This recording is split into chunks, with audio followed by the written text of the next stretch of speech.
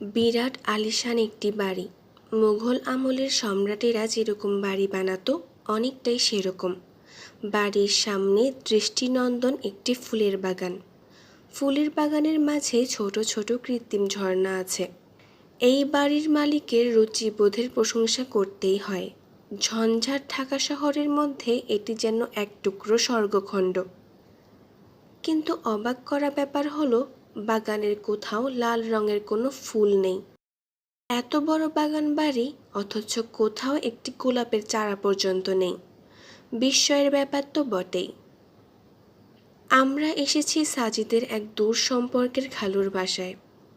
ঢাকা শহরে বড় বড় ব্যবসা আছে, বিদেশেও নিজের ব্যবসা বাণিজ্যের শাখা প্রশাখা ছড়িয়েছেন।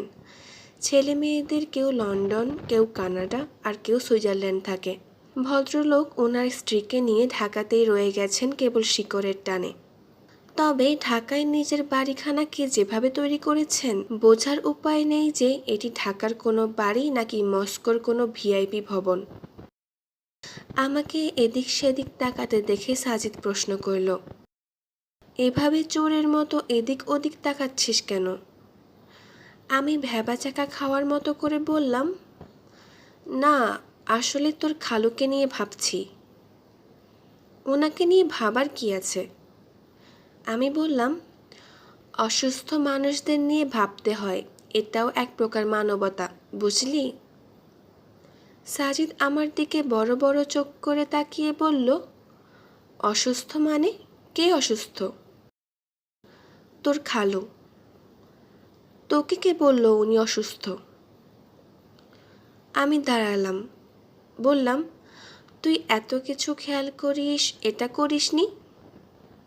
কোনটা? তোর খালুর বাগানের কোথাও কিন্তু লাল রঙের কোনো ফুল গাছ নেই। প্রায় সব রঙের ফুল গাছ আছে, লাল ছাড়া। এমনকি গোলাপের একটি চারাও নেই। তো তো আর কি, তিনি হয়তো colour blind, specifically red colour blind. Sajid কিছু বলল না।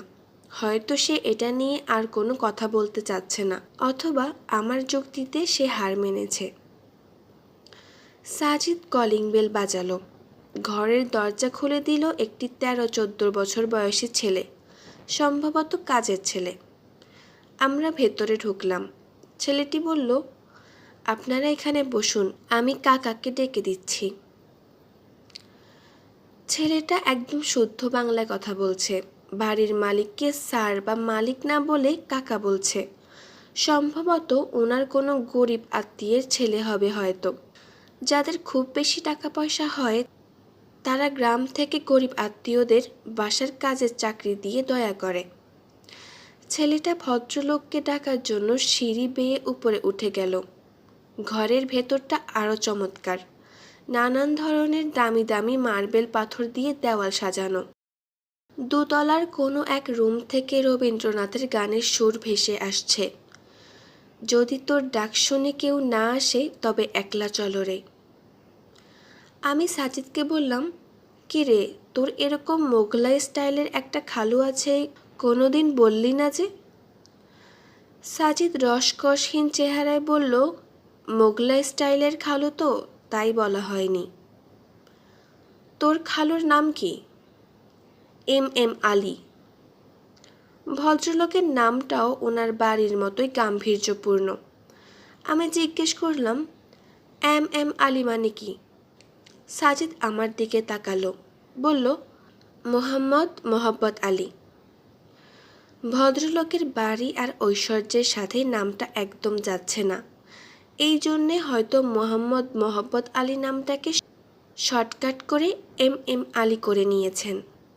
ভদ্রলোক আমাদের সামনের সোফায় পায়ের উপর পা তুলে বসলেন। মধ্যবয়স্ক, চেহারায় বার্ধক্যের কোনো ছাপ নেই। চুল পেকেছে, তবে কলপ করায় তা ভালো মতো বোঝা যাচ্ছে না।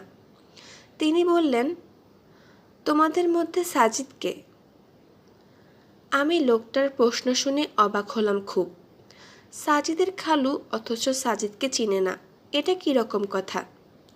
সাজিদ বলল, জি আমি। আই গেস দ্যাট, লোকটা বলল। আরও বলল, তোমার কথা বেশ শুনেছি, তাই তোমার সাথে আলাপ করার ইচ্ছে জাগলো। আমাদের কেউ কিছু বললাম না, চুপ করে আছি। লোকটা আবার বলল, প্রথমে আমার সম্পর্কে দরকারি কিছু কথা বলিনি। আমার পরিচয় তো তুমি জানোই সাজিদ। যেটা জানো না সেটা হলো, বিশ্ববিদ্যালয় জীবন থেকে আমি একজন অবিশ্বাসী, খাঁটি বাংলায় নাস্তিক। হুমায়ুন আজাদকে তো চেনো, তাই না? আমরা একই ব্যাচের ছিলাম। আমি নাস্তিক হলেও আমার ছেলেমেয়েরা কেউই নাস্তিক নয়।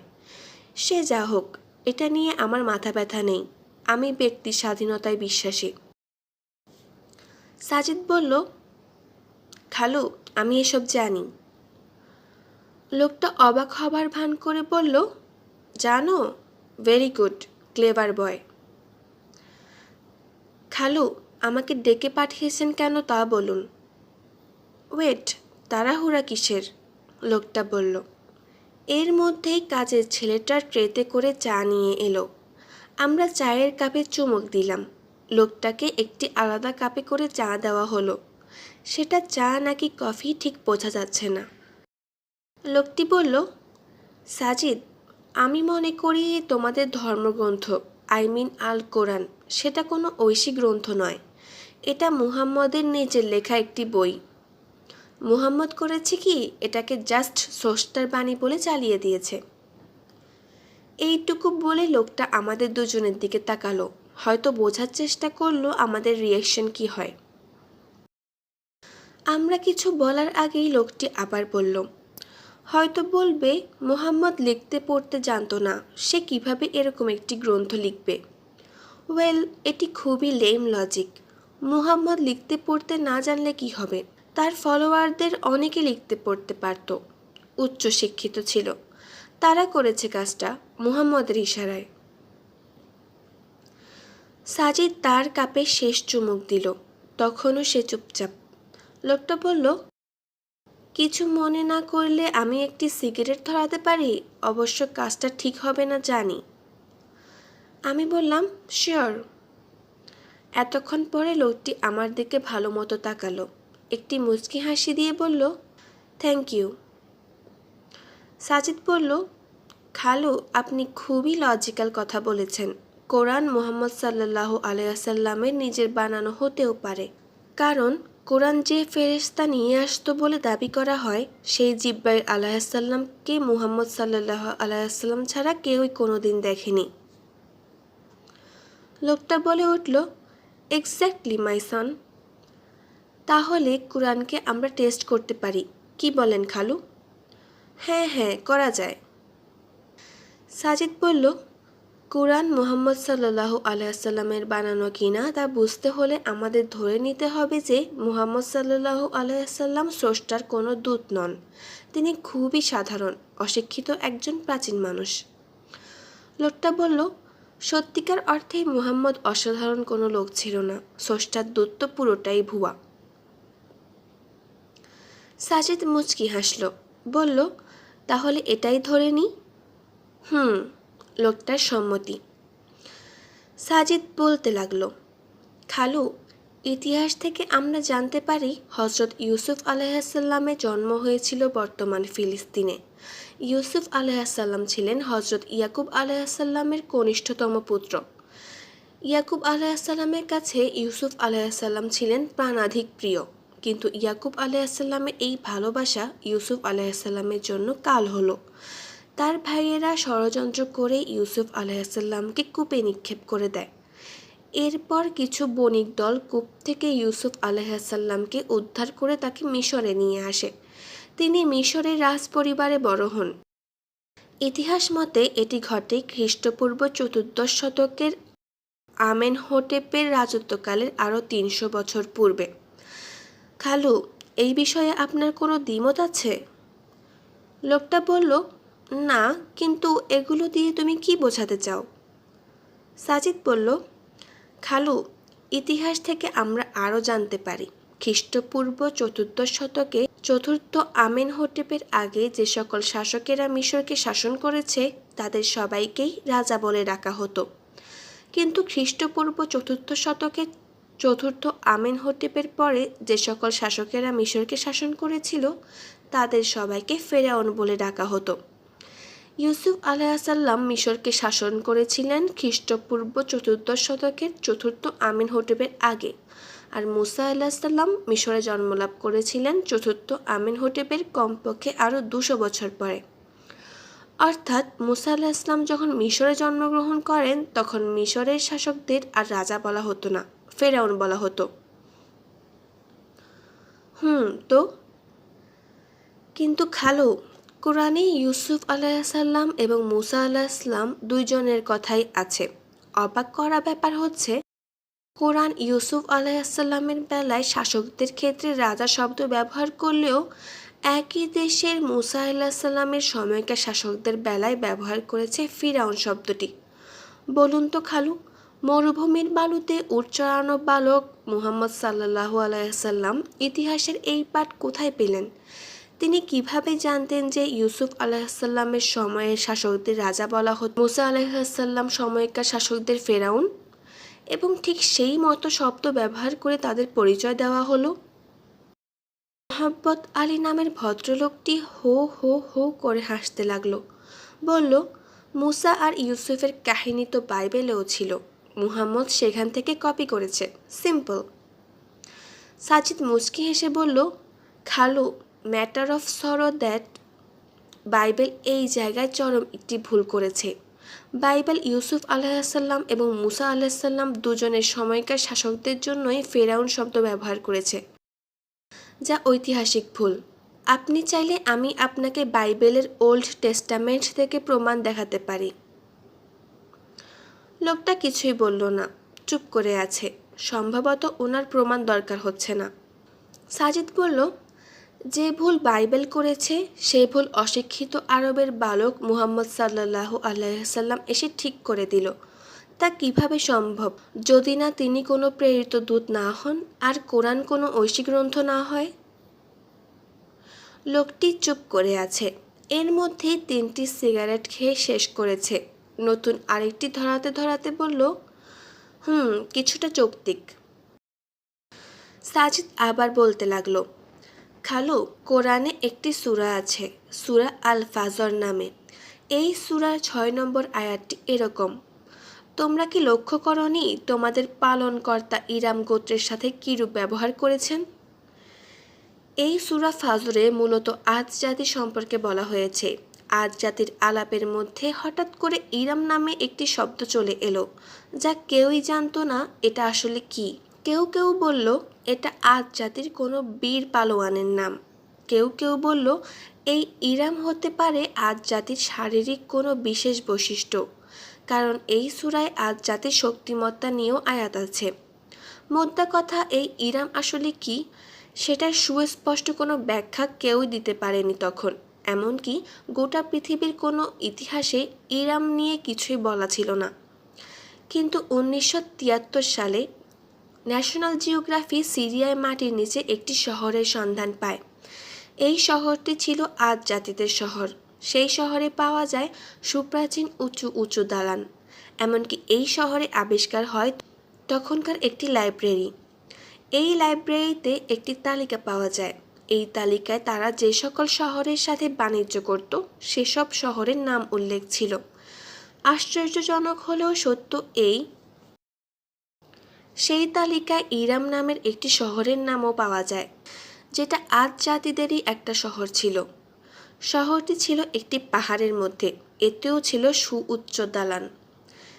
চিন্তা করুন যে ইরাম শব্দের সঠিক ব্যাখ্যা এর পূর্বে তাফসিরকারকরাও করতে পারেনি। কেউ এটাকে বীরের নামে, কেউ এটাকে শারীরিক বৈশিষ্ট্যের নাম বলে ব্যাখ্যা করেছে। 1973 সালের আগে যে ইরাম শহরের সন্ধান পৃথিবীর তাবৎ ইতিহাসে ছিল না, কোনো ভূগোলবিদ, ইতিহাসবিদই এই শহর সম্পর্কে কিছুই জানত না। প্রায় 4300 বছর আগের আদ জাতিদের সেই শহরের নাম কিভাবে কোরআন উল্লেখ করলো? যেটা আমরা জেনেছি 1973 সালে, সেটা মুহাম্মদ সাল্লাল্লাহু আলাইসাল্লাম কিভাবে আরবের মরুভূমিতে বসে 1400 বছর আগে জানলো? How possible? তিনি তো অশিক্ষিত ছিলেন, কোনোদিন ইতিহাস বা ভূগোল পড়েননি, কিভাবে জানলেন খালু? আমি খেয়াল করলাম লোকটার চেহারা থেকে মোগলাই ভাবটা সরে যেতে শুরু করেছে।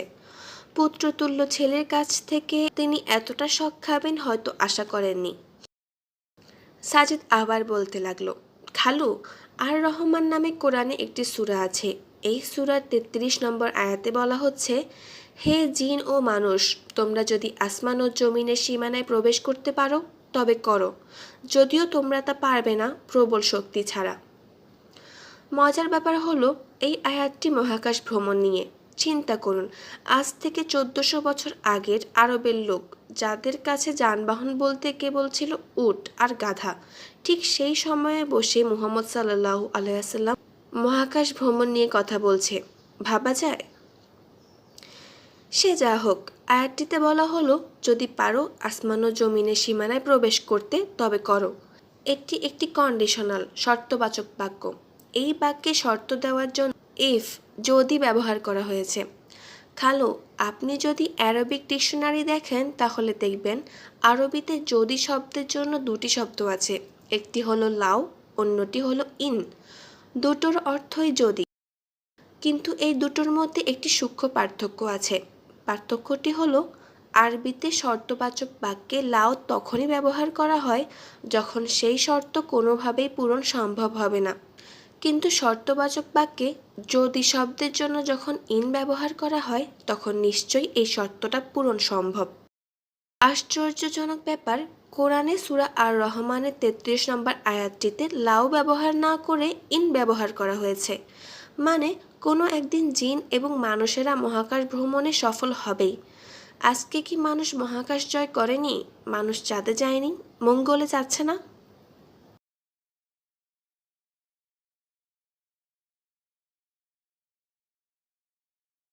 দেখুন, ১৪০০ বছর আগে যখন মানুষের ধারণা ছিল একটি ষাঁড় তার দুই শিংয়ের মধ্যে পৃথিবীকে নিয়ে দাঁড়িয়ে আছে, ঠিক তখন কোরআন ঘোষণা করছে মহাকাশ ভ্রমণের কথা। সাথে বলেও দিচ্ছে একদিন তা আমরা পারব। আরবের নিরক্ষর মুহাম্মদ সাল্লাল্লাহু আলাইহি ওয়াসাল্লাম কীভাবে এই কথা বলতে পারে? এম আলী ওরফে মোহাম্মদ মহব্বত আলী নামের এই ভদ্রলোকের চেহারা থেকে আমি নাস্তিক, আমি একেবারে নির্ভুল টাইপ ভাবটা একেবারে উধাও হয়ে গেল। এখন তাকে যুদ্ধাহত এক ক্লান্ত সৈনিকের মতন দেখাচ্ছে। সাজিদ বলল, খালু, খুব অল্প পরিমাণ বললাম, এরকম আরও শখানেক যুক্তি দিতে পারবো যা দিয়ে প্রমাণ করে দেওয়া যায় কোরআন মুহাম্মদ সাল্লাল্লাহু আলাইহি ওয়াসাল্লামের নকল করে লেখা কোনো কিতাব নয়, এটি স্রষ্টার পক্ষ থেকে আসা একটি ঐশী গ্রন্থ। যদি বলেন মুহাম্মদ সাল্লাল্লাহু আলাইহি ওয়াসাল্লাম নিজের প্রভাব বিস্তারের জন্য এই কিতাব লিখেছে, আপনাকে বলতে হয় এই কিতাবের জন্যই মুহাম্মদ সাল্লাল্লাহু আলাইহি ওয়াসাল্লামকে বরণ করতে হয়েছে অবর্ণনীয় কষ্ট, যন্ত্রণা। এই কিতাবের বাণী প্রচার করতে গিয়েই তিনি স্বদেশ ছাড়া হয়েছিলেন। তাকে বলা হয়েছিল তিনি যা প্রচার করছেন তা থেকে বিরত হলে তাকে মক্কার রাজত্ব দেওয়া হবে। তিনি তা গ্রহণ করেননি। খালু, নিজের ভালো তো পাগলও বুঝে, মুহাম্মদ সাল্লাল্লাহু আলাইহি ওয়াসাল্লাম বুঝল না কেন? এইসবই কি প্রমাণ করে না কোরআনের ঐশী সত্যতা? লোকটা কোনো কথাই বলছে না। সিগারেটের প্যাকেটে আর কোনো সিগারেট নেই। আমরা উঠে দাঁড়ালাম, বের হতে যাব, অমনি সাজিদ ঘাড় ফিরিয়ে লোকটাকে বলল, খালু, একটি ছোট প্রশ্ন ছিল। বলো। আপনার বাগানে লাল রঙের কোনো ফুল গাছ নেই কেন? লোকটি বলল, আমি রেড কালার ব্লাইন্ড, লাল রং দেখি না। সাজিদ আমার দিকে ফিরল, অবাক দৃষ্টিতে আমার দিকে তাকিয়ে বলল, জ্যোতিষী Arif Azad, you are correct. Paradoxical সাজিদের পর্ব 11 এখানেই শেষ হলো। পরবর্তী গল্প শোনার আমন্ত্রণ জানিয়ে আজকে এখানেই শেষ করছি। আল্লাহ হাফেজ।